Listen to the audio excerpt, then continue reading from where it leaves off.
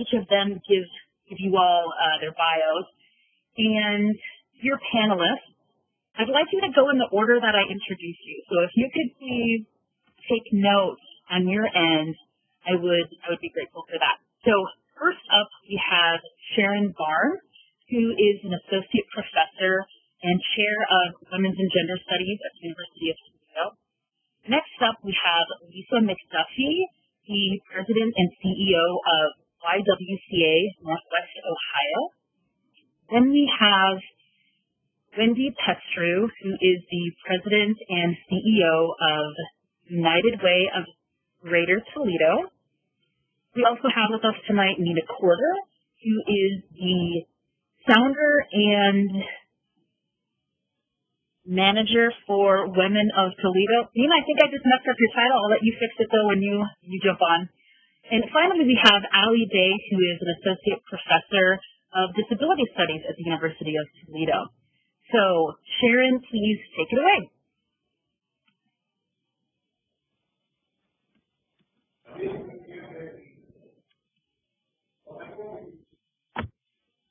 I'm trying to unmute myself. Did I succeed? You did it, yes. Okay, great. Thank you. Thanks for having me here. Thank you for hosting this important conversation. We were asked to prepare a couple of comments. So what I'm learning about myself in the virtual reality is that I'm windier than I thought I was. So I have about 6 points, and I'll make them as quickly as I can while trying to be coherent. I want to acknowledge the grief, pain, fear, and insecurity that the global pandemic is causing, and to recognize the courage and strength and solidarity that we're seeing among people, if not our leaders. I think that around the world we are demonstrating who we are, and I think our leaders need to catch up.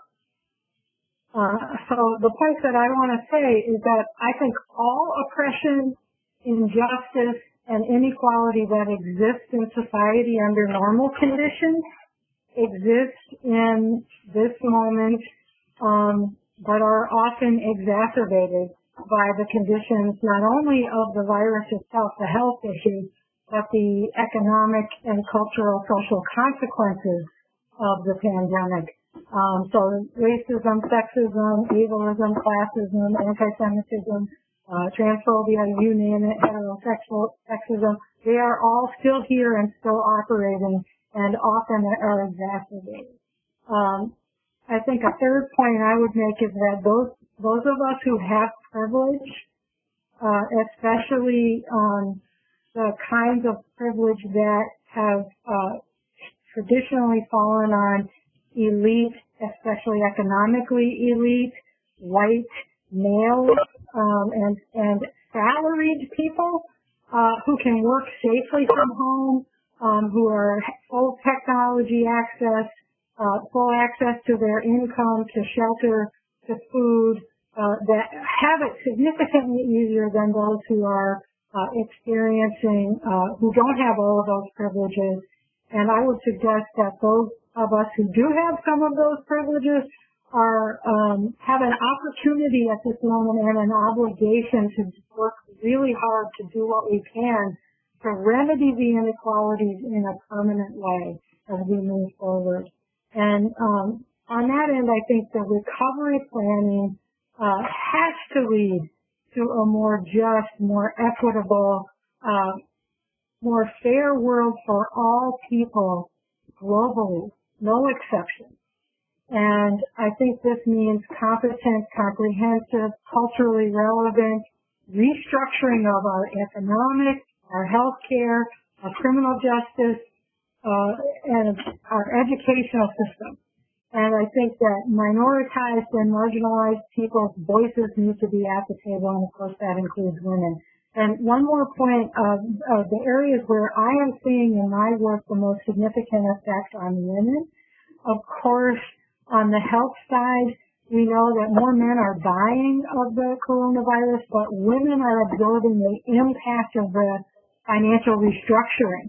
And we're specifically seeing it in sexual and reproductive health policy, if you're watching what they're labeling of abortion as a non-essential surgical procedure, and what the repercussions for that on women's health are quite extreme. Women are 1/3 of all essential workers, so they are experiencing a lot of exposure. Gender-based violence is increasing, and our capacity to deal with it is decreasing. Some women are being held at home or quarantined at home with their survivors, with their abusers, for example, which is a story. So on the healthcare side, I think those are the things that I'm observing. On the economic side, we know women earn less, save less, have more insecure service work than men. They work more in the informal economy, particularly on the global scale. So they live closer to poverty, if not in poverty. The service sector layoffs are affecting women at a greater rate, and their informal economic jobs are left out of the formal restructuring that's being talked about. Certainly that's being implemented. So private child care, private home cleaning here in the United States, but informal entrepreneurship around the world, women are experiencing that. So women have less ability economically to handle the consequences of a month and a half, 2 months, however long global shutdown. And so I think those are the key ways that I'm observing it so far. Unpaid work as well. That was another point I wanted to mention. Women do such a huge amount of unpaid service work, particularly in the home. So I would say I'm going to stop because I'm doing too much talking. So the economic and health impacts those are the things that I'm seeing. And I'll mute myself. All right, thank you for me. Well, hello. My name is Lisa McGuffey. I'm the president and CEO at the YWCA of Northwest Ohio, and I too want to thank Angie and the for this opportunity.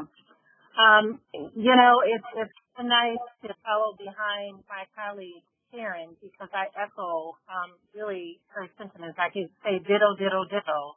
It's absolutely everything she shared. I also made a that I will provide a little bit of variety to what Sharon has already shared. But I think for me, for an agency that has a mission towards the elimination of racism and the empowerment of women, when we think about COVID-19, for me as an agency, it brings attention to a term that we've heard almost in the beginning of when this pandemic started, and that is it is an equalizer. The fact of the matter is, it is a true statement that at any time, anyone can become sick with coronavirus. However, there is a greater likelihood that people who look like me will not survive. And so when you begin to look at the statistics around individuals who are sick and those that have died, the statistics are telling, and it reverts right back to our history of racism. We can talk about the racial makeup of this, but racism, structural racism to be exact, is the underpinning of why things are like they are right now. And so now the ugly truth is out that as good of a country as we are, we have lived on really the foundation of oppression, in particular for people of color. And so those comorbidities that have been referenced are very, very telling, because we already know reasons genetically why many people of color suffer from hypertension. Is great statistical data there that talks about the stressors of life, social, economic, as Sharon mentioned, Sharon mentioned in terms of the economic implication of the wage gap for women as well as people of color. again, is very telling. And so when we begin to even think about recovery, it is going to be very different. When we think of the term sheltering in place or even working from home, as Sharon mentioned, many individuals, women as well as women of color, don't have that luxury of staying home. So they are on the front lines. They are essential workers. They are putting themselves and their families at risk every day, not because they think they're wearing a cape and they're super people, but because they have no choice but to work. They cannot work from home. They're not tied to a laptop. And some of those folks, those domestic workers, are folks that are caring for people's child care. They are cleaning homes. They may be working in fast food restaurants. They're in grocery stores. A great percentage of those folks are women.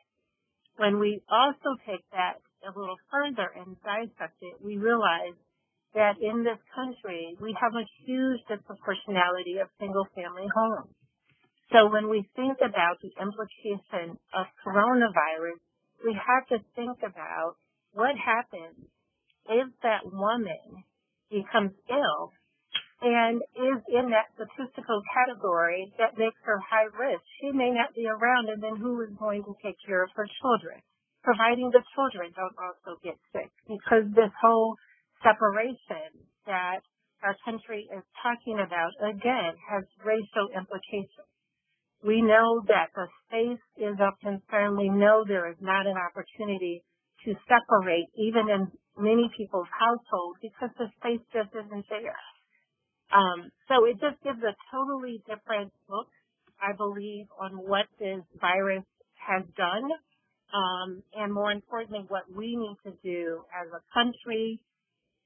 We can talk about it on a broad scale, but we could also pare it down and say the importance of really looking at racism as a public health crisis is what our community needs to do. When you identify things as a public health crisis, dollars come.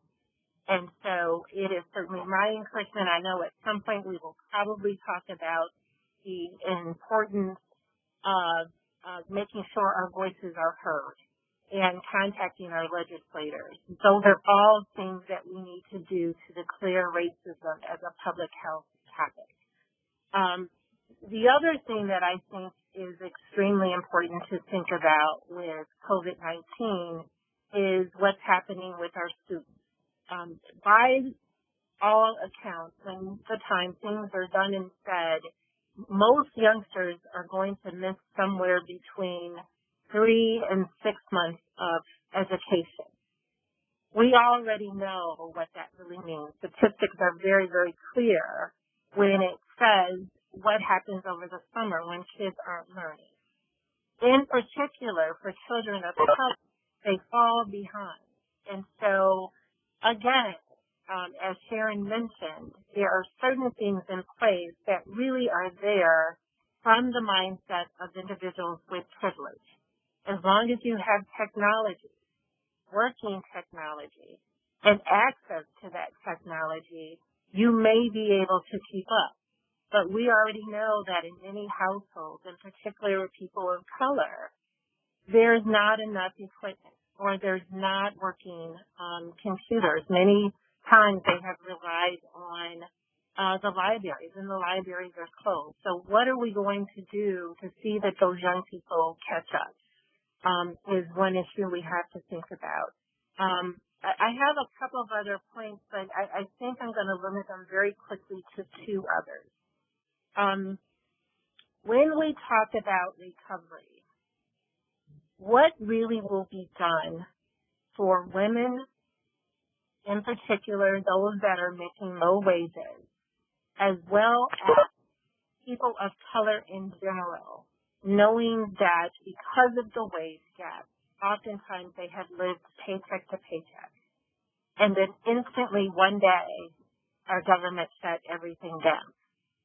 So their ability to bounce back is not going to look the same as someone who has savings and who has had access to wealth to keep them going.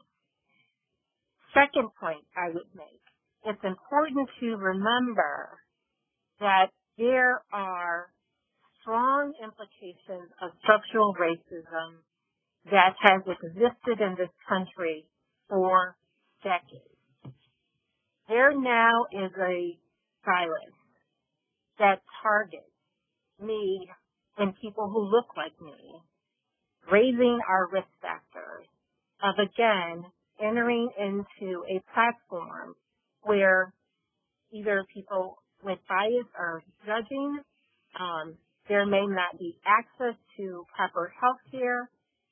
In some respects, I've heard some folks say, well, they're sampling drugs. Is this going to be another Tuskegee study where a lot of Black people and brown people are going to be used as guinea pigs? We've got to think about what our history has done and what it will be doing in the minds of people of color. And again, because we know that a good many of these individuals we're talking about are females, really what will the implication be for those folks that may indeed be infected by this virus? So I'll stop there. But I've got to just say the ugly truth is out. We've got to address it.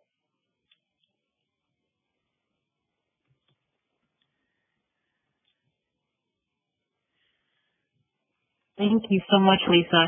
Wendy, do you want to jump in? To see you in this conversation and to have this discussion. My background includes, I was actually trained as a nurse by the Sisters of St. Joseph of Orange, who always said, the hand that rocks the cradle rules the world. And then that William Thackeray remarked that mother is the name for God on the lips of all children. Those are the two things that always followed me, the importance of women in this discussion about family. And Lisa and Sharon, I echo your feelings about so much of this being, whether we're talking about economic issues, the development of family, in this equalizer discussion, I find it fascinating. I actually grew up on the border in Texas. I'm an old school Texas girl who literally lived on the border and watched undocumented folks go back and forth for their workplace. And to your point, Lisa, about how folks who are immensely affected by this are not ones who, that get to make decisions. They don't hold power in the discussion. And that's something that's very upsetting to me, whether you're a woman or person of color, ethnicity, there's so many things that we have to think about here. And this pandemic brings it to light, and I'm really hopeful that long-run discussion, that we can make better decisions as a culture, and this is the kind of format that helps us understand that. We at United Way are really focused on a lot of data that we get in, especially through our 2-on-1, which we can discuss a little further in this conversation this evening. But it has been so impactful to me to see that 90% of the folks that are calling in to make sure children have meals through the school district or through United Way and Connecting Kids to Meals in our partnerships, it is women. It is women who are trying to find grant subsidies. It is women who are trying to figure out where to send their child for daycare. And it is women who are thinking about how do I further my education. And it's not just now. That has historically been the data for our 2-on-1 resources and how we work through this, that the spike in this conversation from women from March, what was that, 11th or 12th, when the governor started to say, we're going to close the schools, it is immense to see where women come in asking for help. And then I think, too, to Lisa and Sharon's point, we have to get a little more into the demographics of this and understand it and communicate more effectively. I go back to my background and growing up in a place where Spanish was the predominant language, and looking at investment and understanding a lot of cultures and how we communicate more effectively and really support so many different kinds of people going through this process so we protect them and we care for them. That it goes back to starting with the women, because at least the data I'm seeing on the United Way side, they are making the calls. They are reaching out for help. They're trying to structure their families and their safety zones very particularly. And so I'm excited for tonight and to hear what other people are thinking and feeling and how we at United Way can actually be incredibly supportive of that. And I know Lisa is especially very involved with the child care issues, but this is a very critical time to take that opportunity to be better as a culture, as a society, and then where we make our investments very particularly. So I thank you for this opportunity and look forward to the questions ahead. Thank you, Wendy. All right, Nina.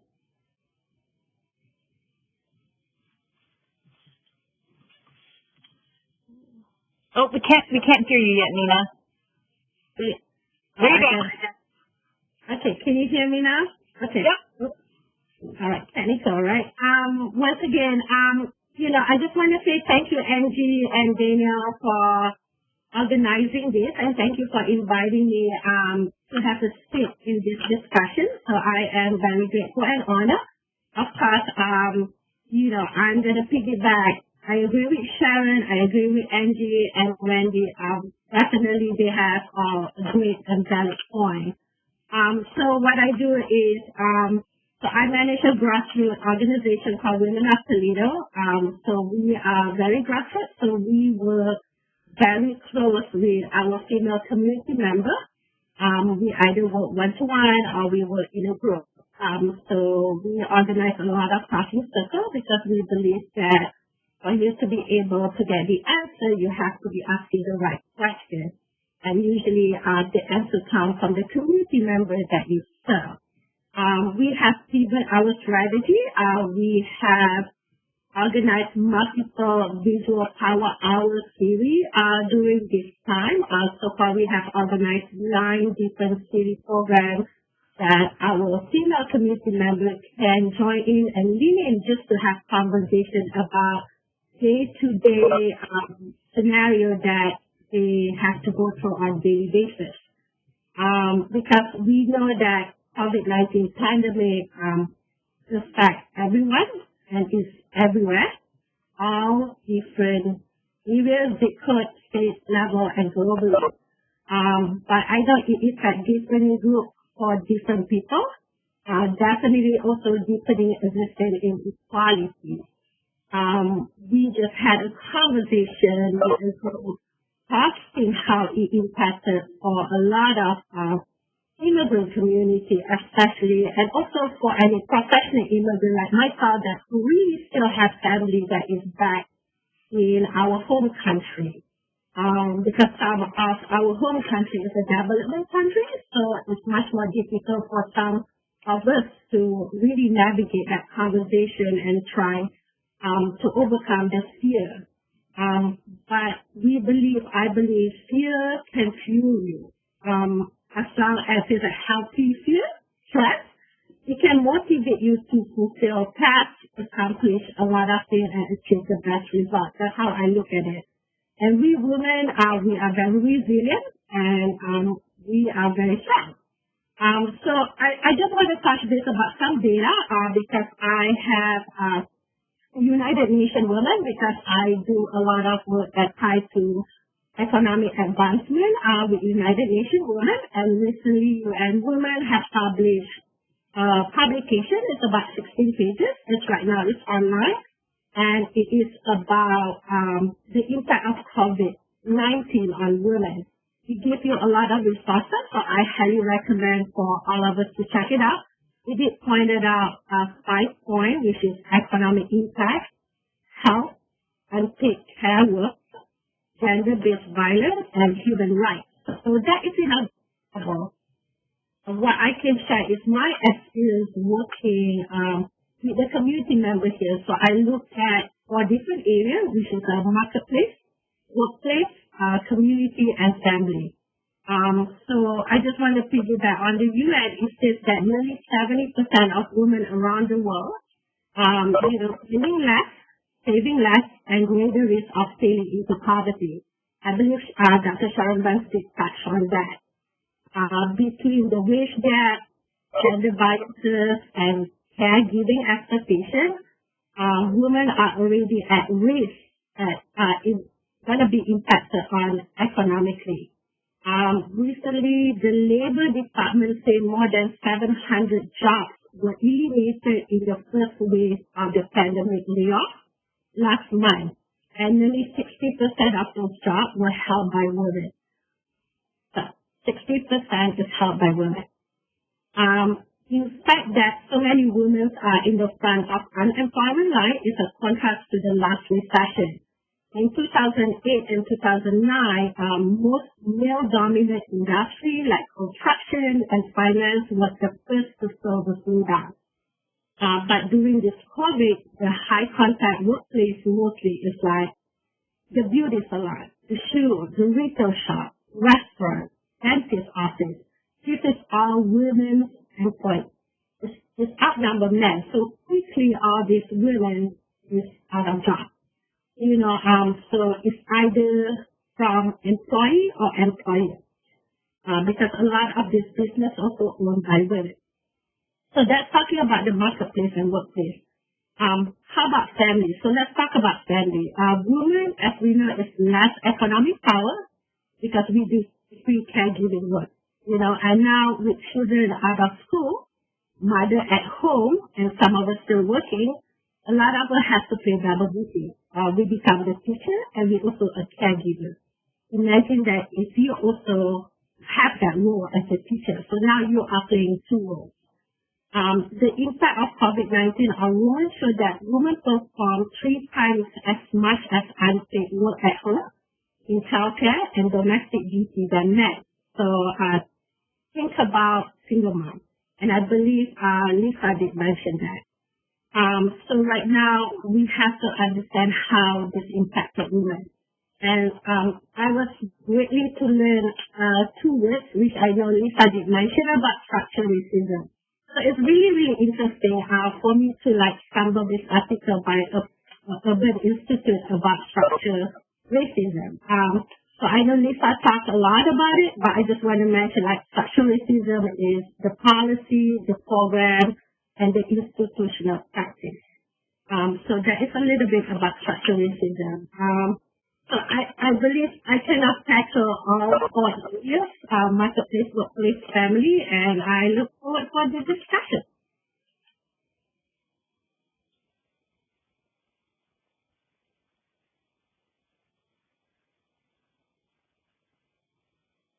Thank you, Nina. All right, Allie. Hi, so I'm Allie Day, and I teach in the Disability Studies program at the University of Toledo. I want to just echo everything that everyone has brought up so far. I'm particularly interested in how we can use this language around racism as a public health crisis, right, to help us think about really revolutionizing how we live our lives here in the United States and the kinds of resources and policies we have in place to support all people. And Nina, thank you for sharing that United Nations report. I hadn't seen it yet, so I'm really excited to go on. It's number 1 on my to-do list to catch up on, see what that most recent report says. I tend to talk really fast when I have a lot to say, and I have a lot to say right now, but I'm going to try to slow it down and just get some of the key things that I've been thinking and teaching and writing about in the last couple of weeks. So I think a lot about medical care. One of the things and ways that I do my research is that I look at how people negotiate access to medical care. So some of the ways I've done that research is by looking at chronic illness and women with chronic illness relating to medical providers. Another way that I've been doing that research is by working as a doula and helping to address the crisis of Black maternal care in this country, right? So one of the first things I want to highlight is in the era of COVID and the crisis that we're in right now, some of the amazing research that has been happening in all sorts of other ways is on hold, right? So as Dr. Barnes opened with, we still have transphobia, homophobia, sexism, racism, classism, and we have all of these problems that underlie the structures in our culture and in our society, and those aren't going away. And all of the research that people are doing to try to address all of those sort of underlying things, a lot of that's been put on hold. So one of the things that we know that I want to highlight is that people who are going into labor, right, labor and delivery, they are restricted often from having any attendance in the labor and delivery room. Here in Toledo and in Lucas County, it's it looks like most hospitals are allowing one support person.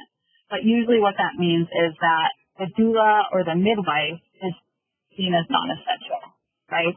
Or they have to, a birthing person has to choose between a partner and a support person like a midwife or a doula in that birthing situation. So that's one thing that's happening. And another thing that's happening, and we're just getting research out now, is that folks with chronic conditions are not accessing the care that they would regularly access, right? Either because of fear of contracting COVID or because doctors aren't able to provide that care, right, because of their overwhelmed by the crisis.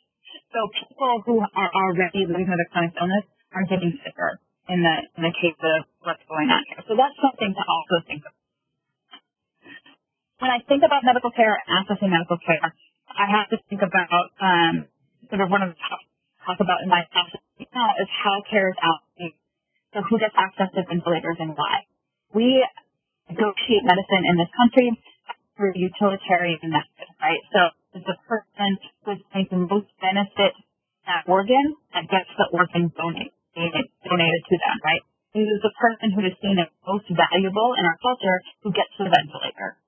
So I have many people in my disability community who are afraid that if they get COVID and they have to go to, they're not going to get access to any treatment whatsoever. They're seen as already a lost cause.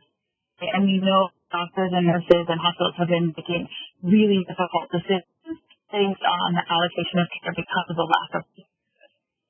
Something I'm thinking about a lot and teaching about. Another thing, and there's also legal cases being how this violates the Americans with Disabilities Act in terms of access to public service. But of course, those cases are going to be long and coming for the next couple of years. I also have to think about the care of providers for folks with disabilities, right? So yes, all the people on the front lines in our hospitals, but also the people who do personal care attendant work for people with disabilities, right? A lot of times people are non-union, right? They are often women and women of color, and they're often undocumented, right? So, and they're not protected at all, right? And they are doing the most intimate care for many of our people who are living with disabilities. And there's ongoing, wonderful, collaborative, transformative justice work being done between disability activists and personal care providers, right, to actually change the conditions within which these folks are sort of forced to work because of how the labor market has deemed that kind of labor as sort of less valuable, right? I also cannot think about negotiating medical care without thinking about the problem we have with access to universal health care, right? We don't have universal health care. And in fact, we have about 5 different ways that we manage access to health care in this country through business models, none of which are working well, right? And this is a larger conversation that we've been having for years. And my hope is that we can continue to sort of have that conversation and make that sort of front and center in sort of any of our discussions about how we need to actually change the American system of care. I also have been thinking about those with psych illnesses, so people with psychiatric illnesses who maybe already feel isolated or have a hard time because they already often feel cognitive disconnection with the world outside, or a hard time understanding reality in the same way that I understand reality or you understand reality. And so that could include people with depression or schizophrenia or people with dementia and Alzheimer's, right?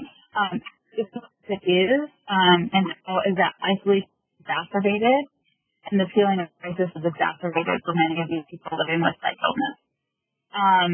I also noted isolation in terms of abuse, right? The more isolated, more abusers have chances to inflict abuse on disabled people we know are one of the most abused populations percentage-wise, right? Disabled women with cognitive impairments in particular, but we know we're already seeing incidents of domestic abuse skyrocketing because of the isolation with this crisis.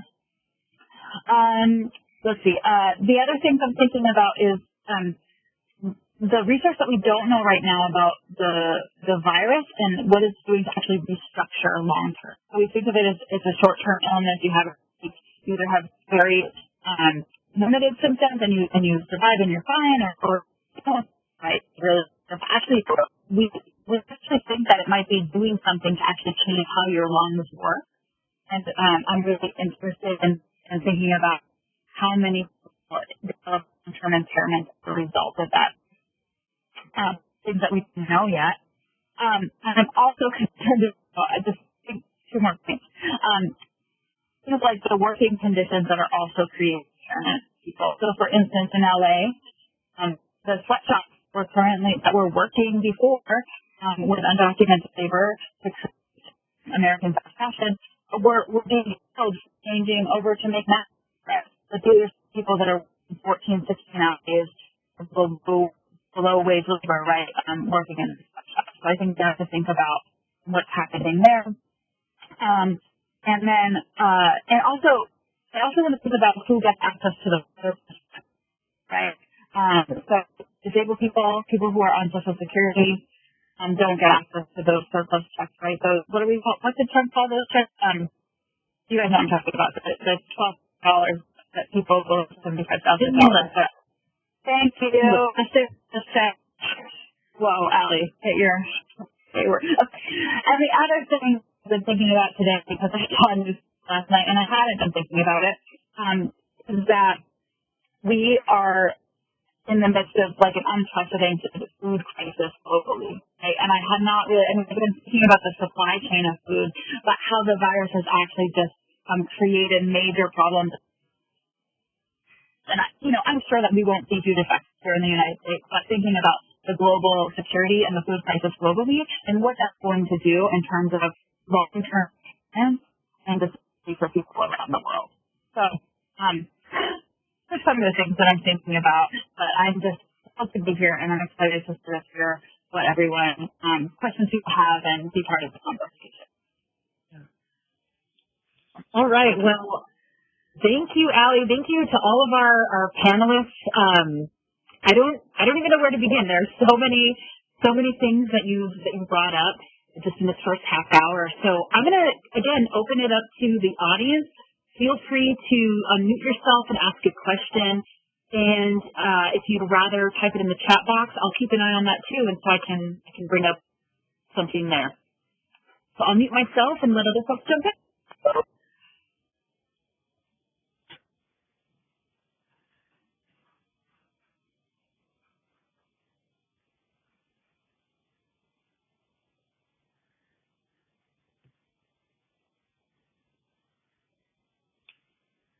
I have one more thing to say. I forgot.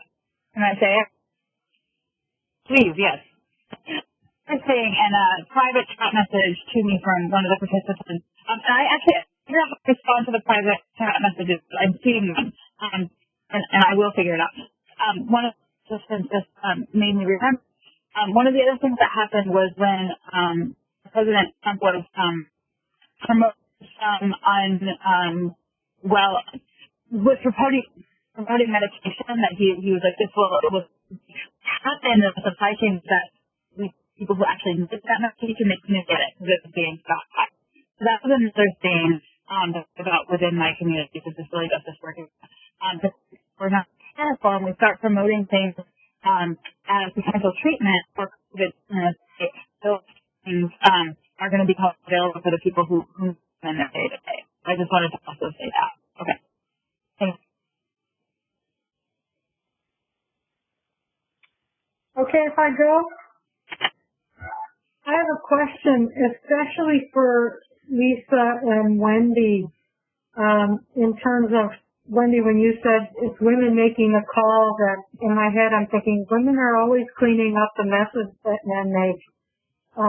But I want to ask you, in terms of getting women's representation in the planning for what comes next and ensuring that the data is disaggregated along race and gender and class, and that we in our planning are addressing these underlying causes that we're all talking about, other than, and I'm not saying don't pitch your organization, other than supporting your organizations, which we of course are supporting and want to support, how do we ensure that we hold our policymakers accountable, or even better, how do we make sure that your brains are the ones making the decision? Mm-hmm. Wendy, you want me to take the first stab at this? Well, I have a couple of answers for you, Sharon. I think it's an excellent question. And, as you were talking, my mind was covering a lot of different pieces of information. And I'll start with something that is pretty Pollyanna, and that is, if you're not registered to vote, you're voiceless. You've got to register, and then you've got to follow through and get to the polls. And in being able to exercise your social liberty, that gives you the ability to really weigh in on what the country is doing versus what it isn't. So part of how I like to talk to even some of the residents that we have in our facility all the time, they complain that they don't like the cuts that they may be receiving in their benefits. They don't like how HUD is handling their housing. And after I listen pretty empathetically, I directly have a conversation and say, are you a registered voter? Because if you aren't, that means you are complaining, it's falling on deaf ears, you are not exercising your right and authority to try to have a say-so to change things. So I think it's important for all of us to collectively do our part in making sure people not only are registered, that they actually get to the polls. I think in particular this year, because, our primary is going to be held by paper, some folks are, shell-shy to kind of get out there and even turn in their documents to vote. But, it's going to take organizations like all of us on this town hall to really organize and help mobilize people to the polls. The other thing I would say is clearly the census. It's important to take the time to complete that document. They've made it online. It takes less than 10 minutes, but I think in the midst of the pandemic, many people aren't thinking about it, and so they're not equating the importance of how our country determines who gets what. If you take the time to really look at the questions they're asking, they do ask race questions. They do ask gender questions. And so when you are determining needs based on a piece of paper or something you fill out online, the majority of people who have access, again, may be the only ones really making sure they're counted. And so it's important for us to also stress that from that perspective. I would also say it's equally as important to reach out to our legislators, those that are sitting in office today. I can speak on behalf of the YWCA. Even though I started reaching out to them early on, I have heard from the majority of our representatives in our backyard giving me time and an opportunity to share what's happening with the constituents of the YWCA. They have genuinely been interested in what we're doing with our domestic violence victims, whether or not they're coming in, what's happening in our rape crisis center. Someone referenced a little earlier the work the YWCA does in child care resource and referral and trying to help set up our pandemic centers. And they've been asking and having the ability to have their phone numbers and really have them at our fingertips is very, very telling for the representatives that represent our area. They genuinely listen and are interested in what the citizens have to say. So I would encourage us to make sure that we are in touch with them. And then last but not least, each and every one of you, I'll put it on you, to consider running for office if that is a passion. I think, this past year, women, and in particular women of color, represented our Congress more than any other time in our lives. When we put people in office that are representative of the views of the majority of us, and I say majority meaning our gender and what's important to us, they begin to think and act on our behalf. When Congress looked like the opposite gender, and even people of not my complexion, they had a tendency to think about things that were relatable to them. And so even in how we talked about how the COVID-19 messaging had came out, again, there was misnomers that this was a virus that would affect white people that traveled internationally. The messaging did not clearly indicate that if you had comorbidities, you were at risk of getting this virus and, more importantly, dying. So the myth that people walked away with was, it's not for me because I'm not traveling into other countries. Even thinking about sheltering in and what that means. If I'm living paycheck to paycheck and you've just taken my job away, how am I one of those people that's hoarding all the toilet paper in the grocery store? I can't afford it. We've got to think past really the elements of privilege that come from people that we've hired to be in roles representing us. And so if you're not comfortable with the roles and the positions they've taken, it's our responsibility to fire them and put people in that will represent the way we're thinking. Lisa, if I may follow up, because I think this is a little bit of a two-parter, and I can't stress that enough. Lisa and I went to get through the closing of the government together and trying to figure out how she would get resources for folks at United Way. We had a good communication shop, but at the end of the day, when the violence against women funding was going to run out and a number of other things Lisa counted on, it's just downright scary. And I think Lisa and our organization and a number of others are affected by, when you look at where child care is basically under the pandemic, child care centers are great, but, looking strategically at how other child care centers are open. I was looking at a report today. It's very interesting to research them locally, around 283 different child care centers, the smaller ones, but they're afraid to open again because the leadership in those organizations and the folks who take care of their children are vulnerable populations who don't have proper access to PPE, and they don't have, they need the wage, they need to earn the money, and they want to help other people be able to go back to work. But this is a crisis that falls on women, and it's very interesting when you look at how the businesses of women are affected by this, and then how the women who want to go back to work are affected by this. And I know Lisa's very close to that work. We are too at United Way. We're studying this very explicitly.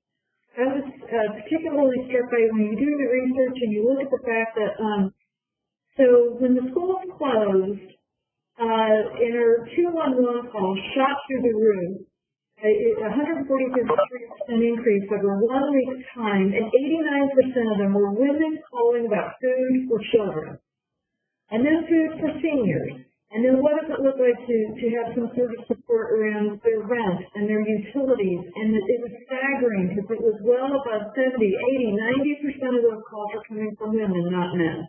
They are managing the household. They are managing businesses within their household. And it's that reminder that, that we look at this data critically. And I think, Lisa, you're very familiar with the fact that maybe some of you are at United Way. We've worked really hard to create a data analytics center in the last couple of years that addresses this. We take that on-the-ground 211 data. We have memorandums of understanding with the city, the county, the publicly reported data. We're working with universities and to try to really better understand demographically where these issues lie and how to address them more readily and be responsive in the future, especially when it comes to people of color, when it comes to women, the LGBTQ community, anyone that you can think of as we look at those the demographic spread and how we have to be more effective. And it felt like United Way was a good place to do this because we have lead partners, we have exceptional partners like the YWCA where we can collectively put this information together it's been an interesting time, and this pandemic has, first of all, taught us that addressing the food issue was probably the first thing out of the gate for United Way when TPS explicitly decided it would have 8 sites to deliver those food to those children who won't be getting their school meals. We added 15 more sites through Connecting Kids to Meals, Monday Huntley's organization, to make it safer. It was an interesting thing to watch the decision making because you realize that these children may walk there to get their food. You know, in the history of 211, not that many people under the age of 18 call 211 and ask for resources for food. But when they closed the schools, we saw a huge spike in even children calling to get help, to know where to get food. It is heartbreaking to see a society change so much and great partnerships, and I think that's where this discussion really needs to go. Where are the collaborations? Where are the ideas? Where can we all collectively go? I think Lisa's dead on about how we need to elect people who think in those terms too, how they think about working together and working responsibly as a collective body and not becoming isolated in whatever their agendas are. And so it speaks to all of this. And after this conference ends, I would love to send you a link for a 2-in-1 information in the data repository there. And you can see very specifically where number cultures, the zip codes, and ideally understanding where the needs are. And we're trying to create a better conversation around that information for folks in a way that, you know, it wouldn't be without folks like Lisa at the Y and then our academic partners to make all of that more understandable long range. And we'll learn something from this. I'd like to think maybe on some level and become better for it. But it will be, and I will go back to my goal. Women will drive this conversation. Women will make this happen. Women will lead this effort. And so thank you all for being a part of it and seeing this is the conduit for moving forward properly. Yeah. Thank you so much, Wendy. If you want, you can drop that link in the chat box. Yeah, that would be fantastic. And you can access chat. For those of you who are wondering about the chat, in the bottom of your screen, there's a little word bubble, and you can just click that, and it'll open up the chat for you. So speaking of that, we have some very polite folks in the room today who are raising their hands in the chat box. I want to honor that. And we have Maddie who wants to ask a question. After Maddie, it's Crystal. And then, you know, other folks, feel free to chime in after that. Hey. So, hi, guys. I guess to introduce myself, my name is Maddie. I'm the Vice President for Student Government at the University of Toledo. So I guess I always have my little student hat on, so that's kind of the perspective that I'm coming at this with. So going off some of the things that you guys said, which was beautiful, by the way, and thank you for being on the panel. I guess the first question that I have is, what do you think is the best way to make sure that like online learning is accessible to both low socioeconomic classes and then also for the mental health community and for any other disabled community that it might affect? Do you guys have any comments on that?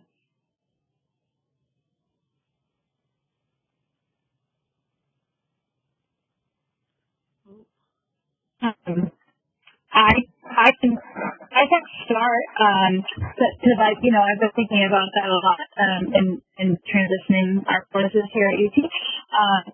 So one of the best things that we can do is to ensure everybody has access to a computer or a tablet.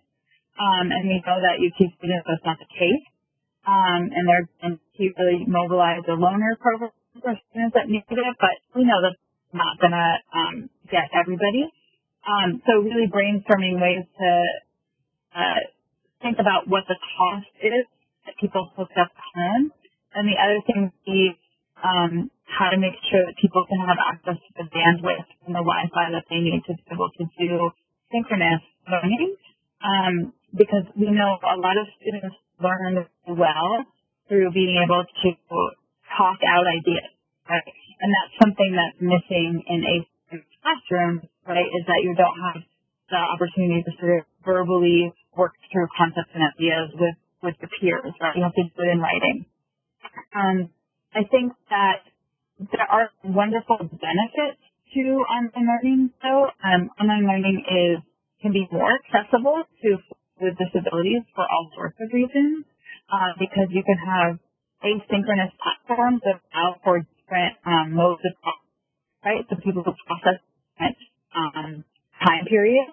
They're a sign language learner, or they have a learning disability or brain injury or something like that. And there's lots of other ways that the technology enables people to be able to work from wherever they are, right? So somebody with a chronic illness who can't leave the house, right? Or somebody who has chronic fatigue, or somebody who is working second shift, or whatever the case might be. So I think online learning actually can be very accessible, but it's hard if we're not, if people don't have the technology to be able to access it well. And I think U Toledo is not a rich school, so trying to provide resources to all of those students is difficult. It's harder for U Toledo than it is for Harvard, right? So we need to think about how do we provide equitable access to technology, and I think it's an ongoing concern. I think Barnes has her hand up. I would echo that. I've also heard that some institutions and public libraries are providing Wi-Fi hotspots in their parking lots. I thought that was kind of innovative, but one of the things that I really think is that we are in a moment where we are going to be experiencing a big restructuring of our economy. And I really appreciate Wendy saying women are going to lead it. I think we really have to demand that funding is radically shifted into the population so that we have universal health care and universal access education, which means stop making it dependent on property taxes and make it much, much, much more money devoted to it and make it more equitable and just. And I mean, that's where I'm going back to Lisa. I'll stop so you can tell us how to do that. Is that my task for me? Well, one of the things I was going to say in conjunction to what Sharon just said is the importance of advocacy. We noticed that the first pot of stimulus money really was there for big businesses. And so if we, again, begin to exercise our social liberties, it's really important that we are speaking up and advocating for the people who need help the most. And those are people that we're really talking about, women and people of color, as if they're separate, let's put them together. Because, again, women, we're really talking about a huge, vast majority of folks that make up women of color that are in this category. It's important for us to push for stimulus dollars even for this population. So if we think about it, I think it was our colleague Allie who mentioned having access to computers and then whether or not there's even internet capacity. I think it's great that the library is putting hotspots out, but it's not libraries, a call is coming in.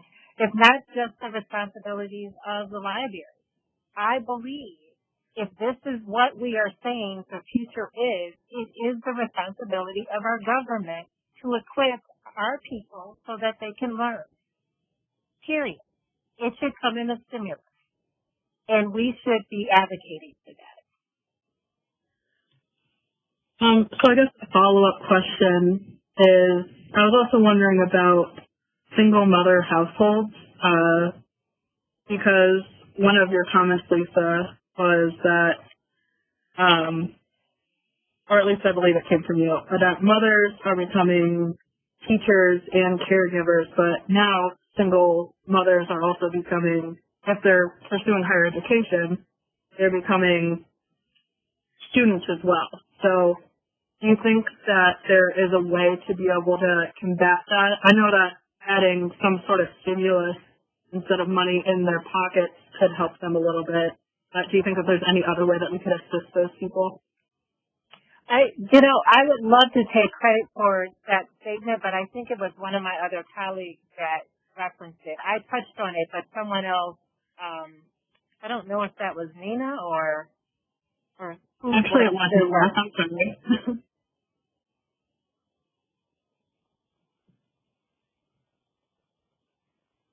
So, Maddie, did you have a question for Nina then? Yeah, I think it came from Nina. So It was on my list of things to say, but I don't know if I said it or not because I was talking so fast. So, Maddie, would you restate your question? I guess it could probably be from anybody, but so how can we balance single mothers becoming teachers for their children at home while they're not in school in person, being caregivers, and then also being students in higher education? And is there a way that we can do that even without or besides a stimulus package? Is there a way that we can support them? Does that make sense the way I said it this time?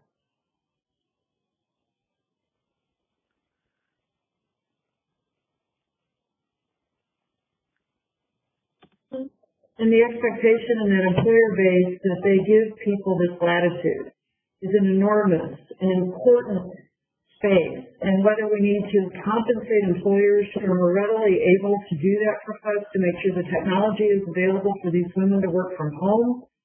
And then looking at I think the Wi-Fi, you look at just the accessibility overall, technically, for not just her to work from home, but for her children to be successful, because I'm not sure when schools will open again. And this is actually something that's I think a very interesting discussion at the Chamber of Commerce level, all the way through the government and everyone else, and how you create stimulus for businesses to make this work until there is a solution to this pandemic. Because we see this, I think all employers see this pretty readily.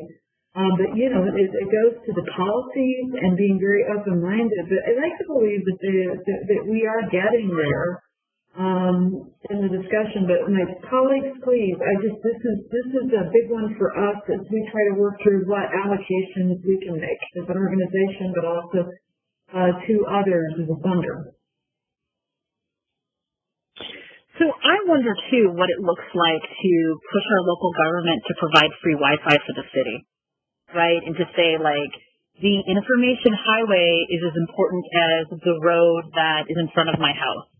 So if I'm going to get anywhere, especially in these difficult times, then we need to provide this for everybody.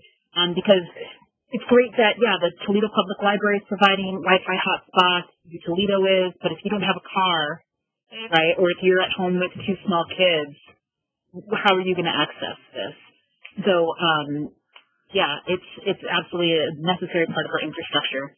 All right, I am hoping that so let's go ahead and keep it moving. I do want to. Crystal had her hand up as well. So, Crystal, what were you going to ask? So one thing that I know, I work through the Minority Business Assistance Center, just to give them a little shout out.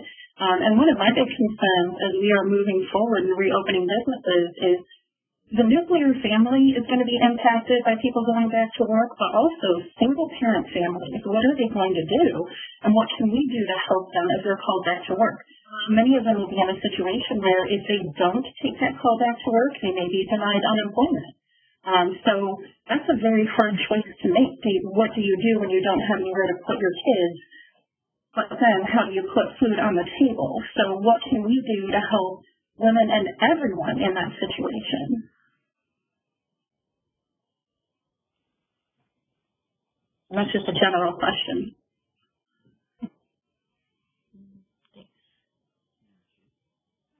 Sure.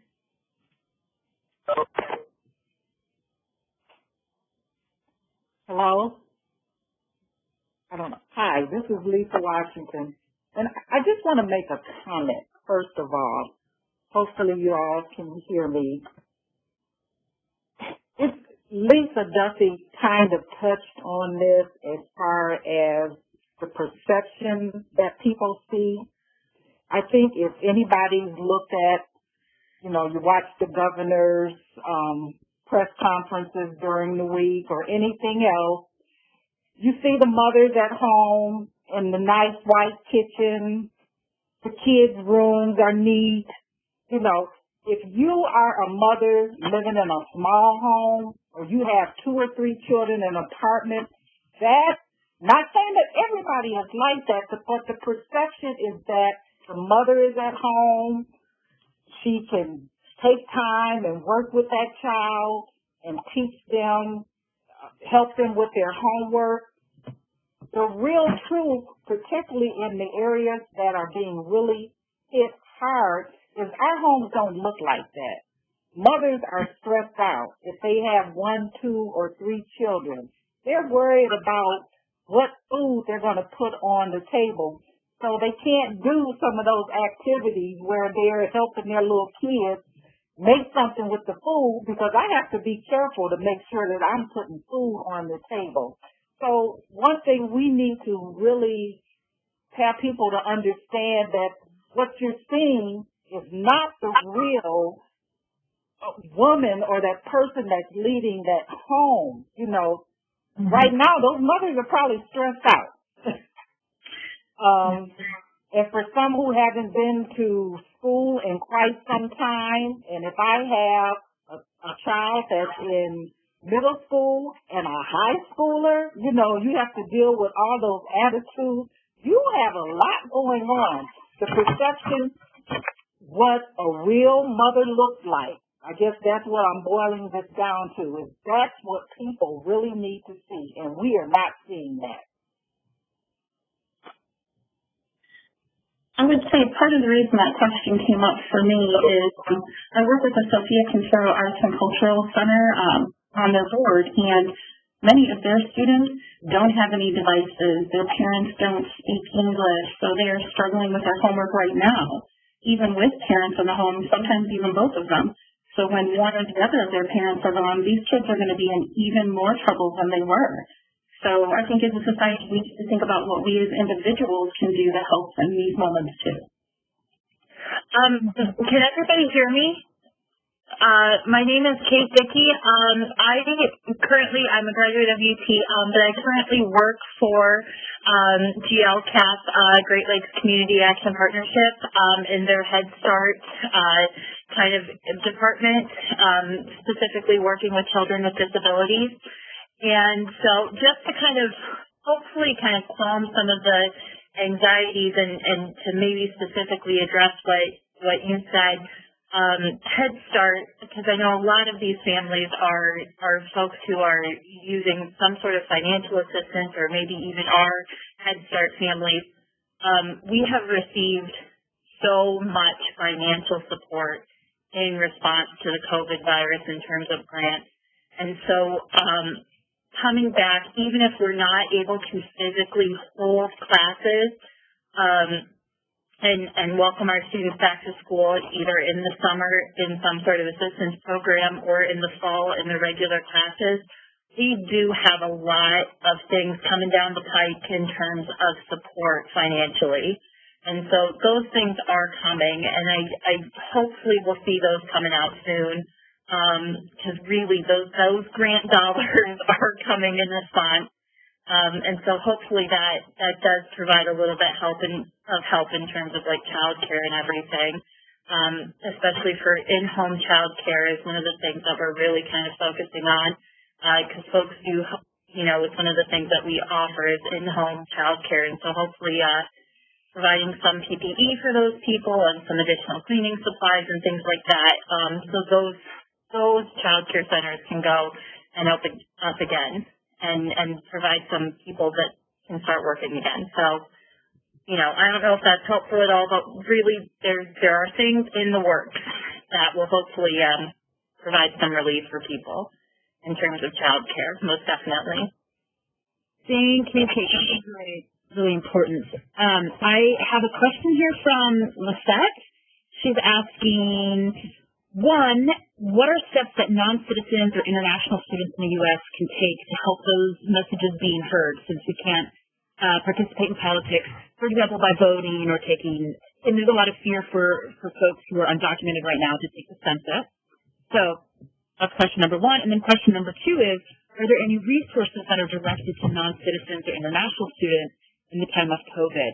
so far what she's seen are directed towards U.S. citizens only. And then we saw today, right, that there was a little surprise extra in the stimulus package that specifically targeted U.S. citizens who are married to non-citizens. So if anyone on the panel wants to jump in and talk about that, please do.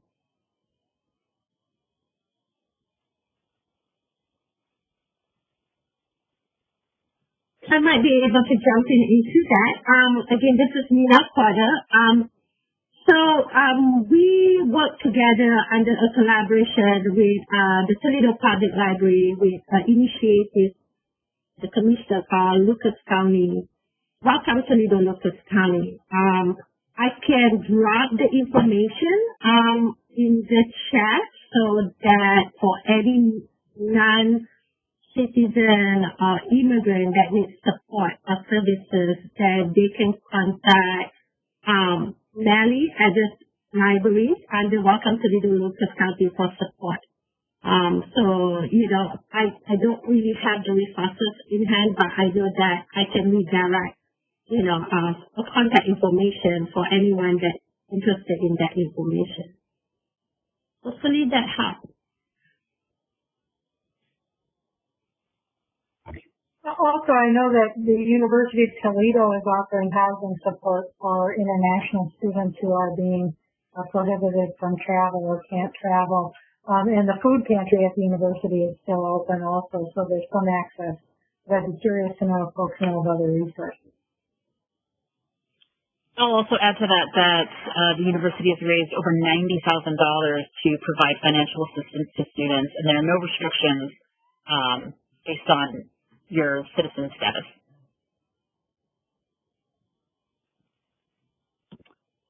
I just want to add, I just in response to Lizette's question too, I think there is also a way for folks who feel safe to participate in politics, which is volunteering for campaigns.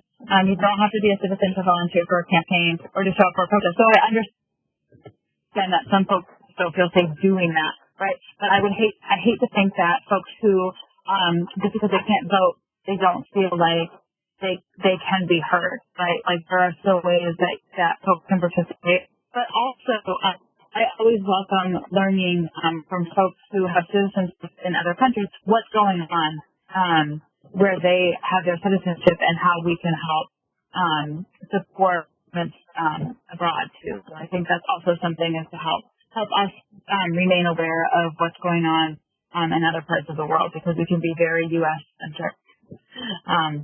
So I just wanted to say that.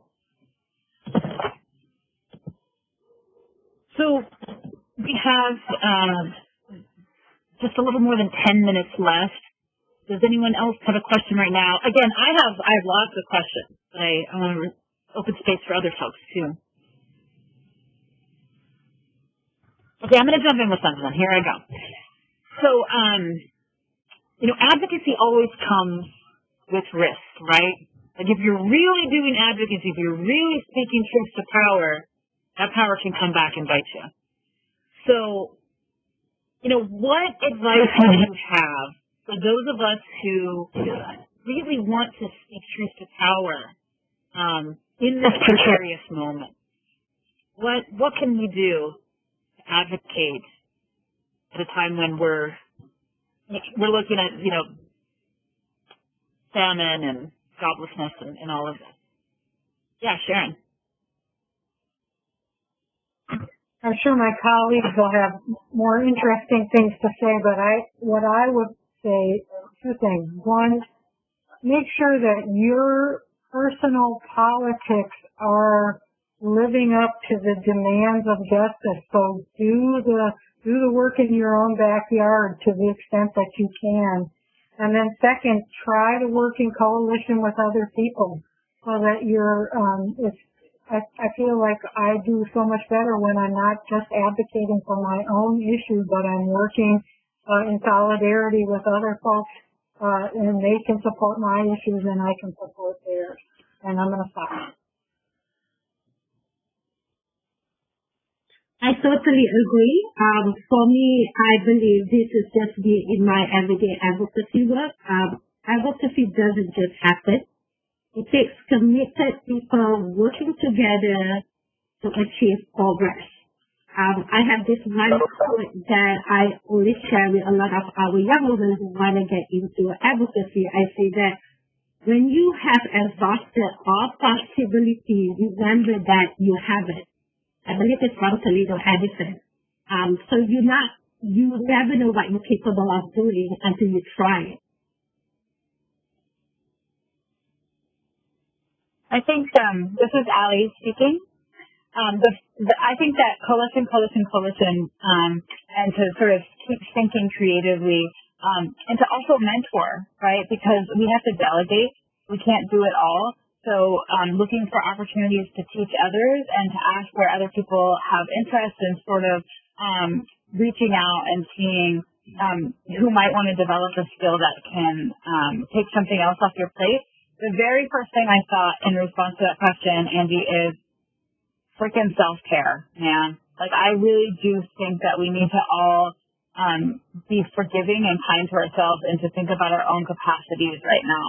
And to look for moments where we can delegate and build coalition, because if we are not taking care of ourselves, we are going to burn out fast, because I don't think this is a short-term crisis. I think we're in a long-term situation. So I think we need to do what we can to sustain ourselves and one another. And so that means, sharing drinks with friends and doing stupid Zoom games on the internet. And I just found out how to play internet Yahtzee, and that was a great 10 minutes of my day yesterday.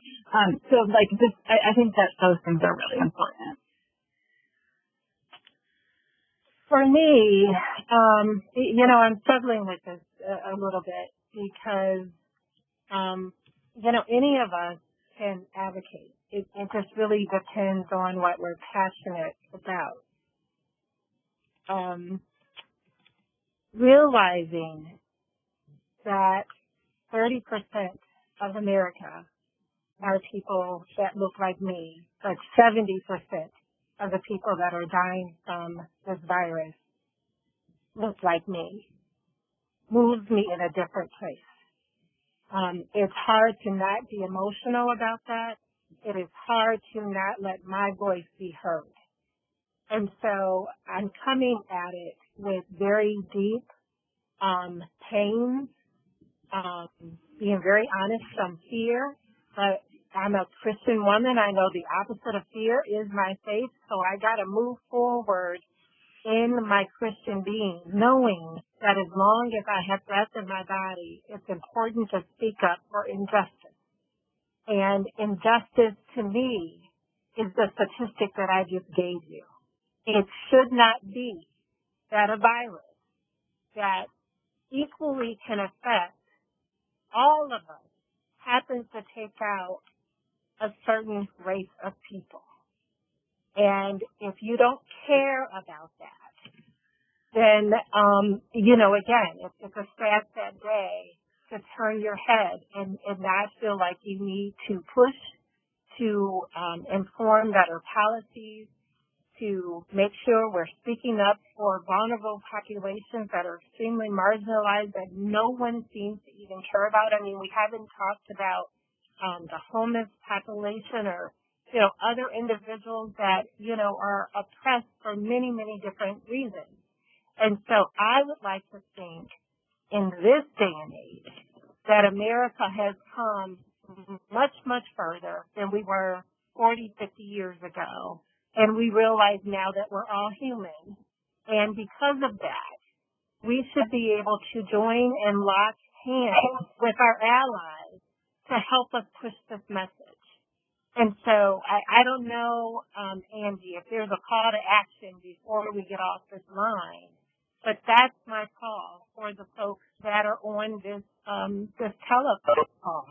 We've got to raise our voices and demand that it's time to look at things from a place of equity to ensure that all Americans are treated with the same sort of dignity and respect they deserve, and that includes having access to health care, to the same wages that the person who's making next to them just because they look differently. We can go on and on and on, from housing to all of those things that we know that systematically chase structural racism. And so I say again, it's time for us to look at racism as a public health crisis and put our money behind trying to dismantle that systematically to make change. Use your voice to advocate for that. I would greatly appreciate it. Right on, Lisa. I mean, solidarity for sure. I was going to ask that. I wanted to end on that note, right? Like, what does it look like for us to move into action? You know, does anyone know of things that are happening at the local level where we could jump in? I know that there's this wonderful mutual aid group, but mutual aid is not against the state, right? Or is providing neighbor to neighbor kind of help, right? So what could it look like for us to do something where we're lobbying our government to help us, right? To make policies that are more equitable. And United Way does have an advocacy and policy group that you can be involved with and sign on to a lot of different petitions to government. We're in touch with legislators every day in the progression of this.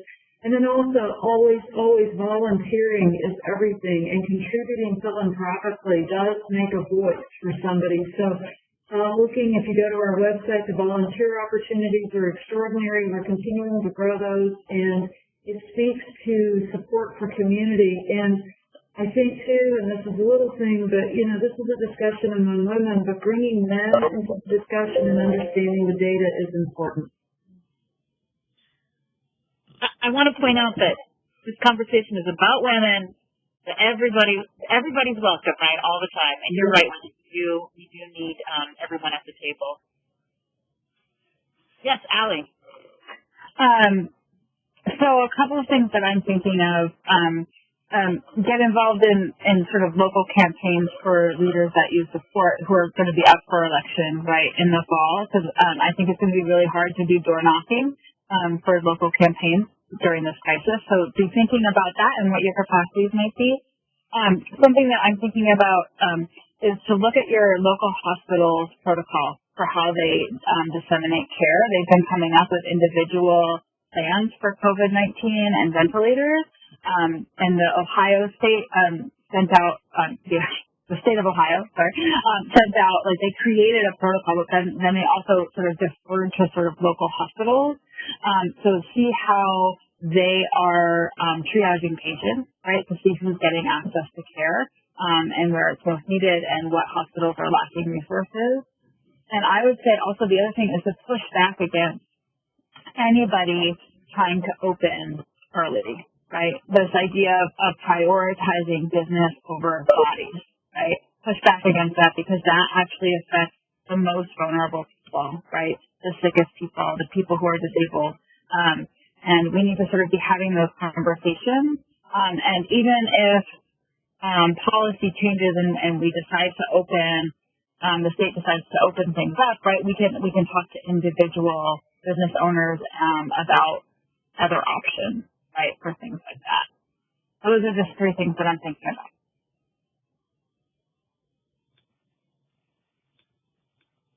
Angie, I know we're running short on time. A comment for Allie, and then I want to get to your last question. Just for your information, there was a body of individuals that were brought together in our region.